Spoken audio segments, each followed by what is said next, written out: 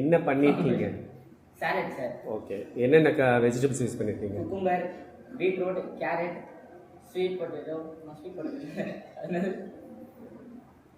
Sir sweet corn. Okay okay. வேறு ஏன் சாலட்னு போது மிக்ஸ் பண்ணாமல் அப்படியே தனித்தனியாக வச்சுருக்கீங்க? டெக்கரேஷன் பண்ணியிருக்கீங்க, உள்ளே மிக்ஸ் பண்ணியிருக்கீங்க.